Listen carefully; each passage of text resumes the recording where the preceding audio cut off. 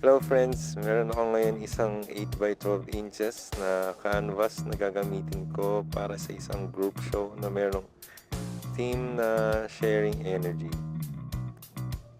Bale, palagi akong gumagamit ng mga digital sketches para sa mga studies para lang mas madali mag-adjust kapag may mga kailangan ayusin. For this one, ang naisip ko ay gumamit ng gesture na parang may pinatong na kamay dun sa ulo ng kasama niya para mag-suggest ng pagbibigay blessing or transferring of power. Tsaka kung makikita nyo, nakalaylay din yung mga kamay nila dito para mangibabaw lang yung gesture ng kamay na nasa ulo. Parang siya yung magiging foundation ng emotion. Kasi dahil sobrang lang niya, lame lang niya, mas mapapansin yung muka or yung pinakaulo. Tapos ito naman yung undertone stage. Dito nag-apply lang ako ng raw sienna or chrome yellow para ma-block off yung white areas. Minsan ginagamit ko din siya as tulong sa pagpapadilaw ng mga artworks ko, lalo sa oil pastels, kasi yung oil pastels very mababa yung opaque o yung opacity niya, lalo na kapag nire-render mo siya, luminipis pa siya. Pero yun, usually lang talaga siya, para lang matanggal ko yung white areas, kasi madalas hindi ako gumagamit ng yellow. Minsan gumagamit kasi ako ng ibang temperature ng painting. Minsan hindi siya madilaw. So yun lang yung purpose niya. Dito magaspang yung ginamit ko. So kailangan talagang tuyo yung pag-try ko dito kasi may mga ngipin siya. So yung mga basang acrylic, sumusuot siya dun sa pinaka parang thread ng canvas.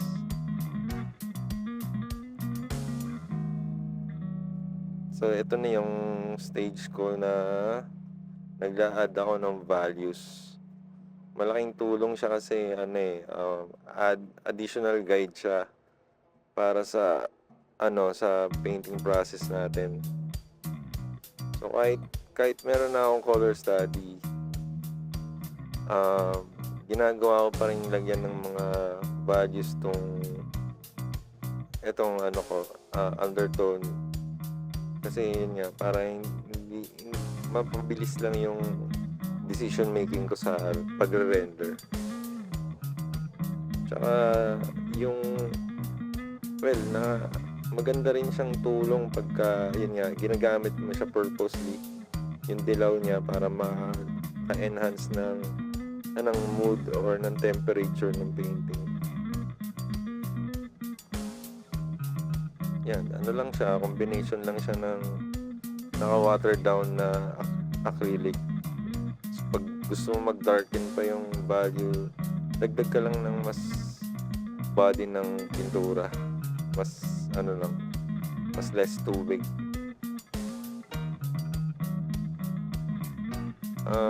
Sunod naman na gagawin ko, naman siya, nililinis ko yung gilid. Bale, kinukulayan ko siya ng gray para lang matakpan yung white color ng canvas, kasi malakas siya makadistract yung puti.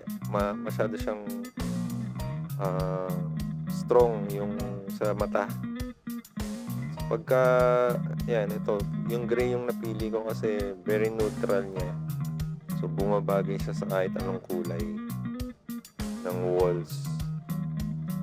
Most especially pag nilagyan ko pa siya ng frame, so mas parang nagbe-blend yung kasi ang madalas na ginagamit ko is parang floating frame, yung may kanal. So hindi siya ganun ka tago.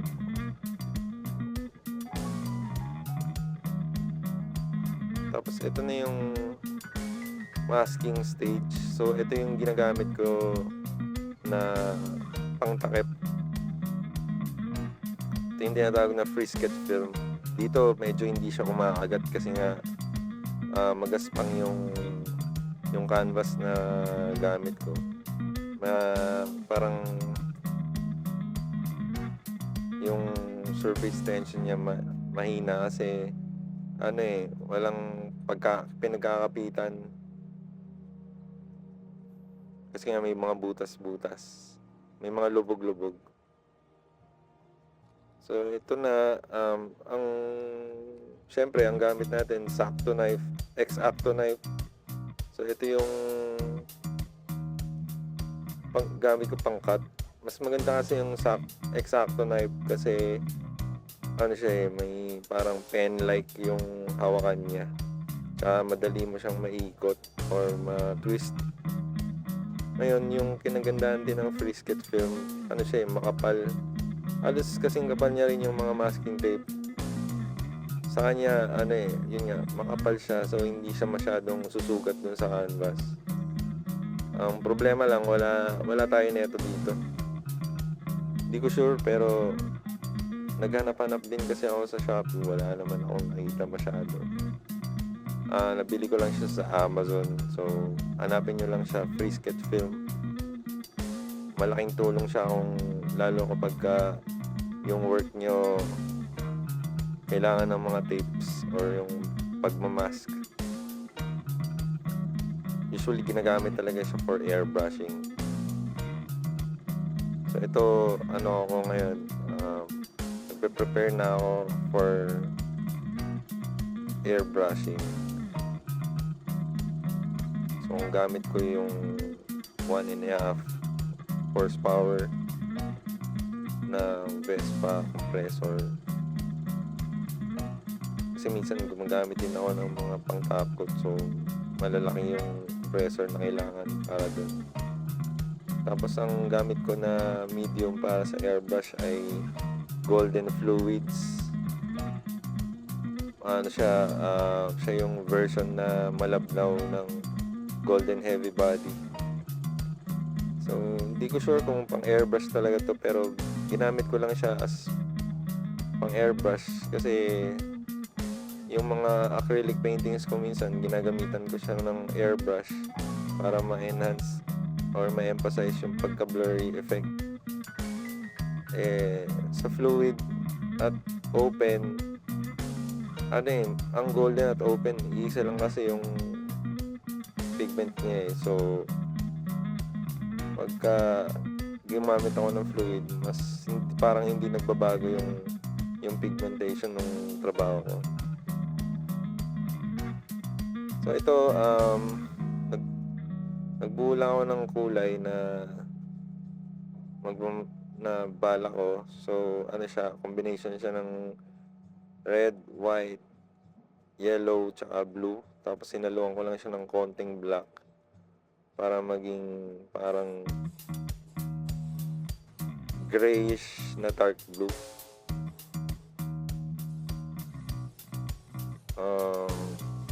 Parang navy blue halos. So ito yung magiging parang base color ng canvas ko. So kaya airbrush over oil pastel kasi para yung oil pastel ko may pagkakapitan siya. Kasi ang bala ko dito sa oil pastel, gamitan siya ng parang coating para protection kasi ang oil pastel hindi kasi siya natutuyo. So kahit palagyan mo siya ng fixative, makukutkot mo siya Tsaka yun nga, ang problema kapag binuo mong oil pastel yung artwork, kapag nilagyan mo siya ng fixative, pwede siyang mautkot. Plus pagka binalutan mo siya ng anything na pwedeng mag-stick yung fixative doon, tulad ng plastic, cling wrap, bubble wrap, or papel. Pag tinanggal mo yon, possible na kumapit din yung fixative at matanggal din yung oil pastel. So, masisira yung painting. So, ang goal ko, ano siya, gamitan naman siya ng top coat para hindi na ako gumamit ng glass. Kasi, para sa akin, masyadong maselan yung glass. So, para hindi ka na masyadong mag-ingat, yun na, napili ko top coat na lang. So, ang top coat, ang goal niya, kumapit siya dun sa acrylic para nasa gitna lang yung halos yung oil pastel. So, hindi siya madaling magpi-peel off. Kasi nga, ang top coat or yung varnish, kumakapit siya sa acrylic eh. So, yun, hindi na siya magtutuklap. So, ito na yung last stage. Nagdagdag ako ng yung from original color, dinagdagan ko lang siya ng white. Tapos, konting blue. Tsaka dilaw. Importante yung dilaw eh. Kasi gusto ko ma-achieve yung yellowish color niya. Plus, nadadagdagan niya kasi ng tamis yung yung kulay. So, pag minsan kasi pag naglagay ka ng white, pumuputla na siya. So, yun yung madalas na ginagawa ko every time na nagdadagdag ako ng kulay from a dark color. So, lalagay ko pa rin yung pinaka local color niya, which is dito blue, para lang ma-extend ulit yung shade niya na bluish. Tapos konting dilaw para mas tumamis, di siya masyadong maputla. So once na ma-achieve ko na tong blurry na background ko, dito na ako maglalagay ng oil pastel. So dito ano lang siya, smudging lang siya para mag-blend. So gumagamit din ako ng brush na may gamsol para lang matulak ko yung mga oil pastel. So yung gamsol pang oil siya. So dito pwede rin siya kasi oil based din naman ang oil pastel. So sa mga next video ko, mas magagawa rin ako ng oil pastel video pa para mas ma-explain ko further yung technique. For now, ito lang muna. So yan, iniisip ko i-gas off muna siya bago i-top coat. So iwanan ko to ng 1 day bago ko siya top coat. Ewan ko kung may effect ba siya na mag-gas off nga siya o hindi. Kasi yun nga, hindi naman natutuyo yung oil pastel eh. So piling ko lang, sisingaw lang siya konti. Malaking tulong siya pagka nag-top coat na kami. Yan. Tapos sa top coat stage, ito na yung tinatawag na bonding layer. Lalagyan muna namin siya ng acrylic top coat, which is automotive top coat na siya, para may kakapitan yung urethane top coat. Ito na yung pinaka parang mas ginagamit sa mga sasakyan. So maraming coats to. Inabot kami ng 8 coats para makuha namin yung glass-like effect. So yan na. Ito na yung final look nung piyesa na to. So ang tawag ko sa kanya ay influence. At masaya kami kasi na nakuha namin yung effect na gusto namin para dito. So yun, thank you sa pagsubaybay nitong process video na to. Sana masubaybayan nyo rin yung mga susunod. Salamat.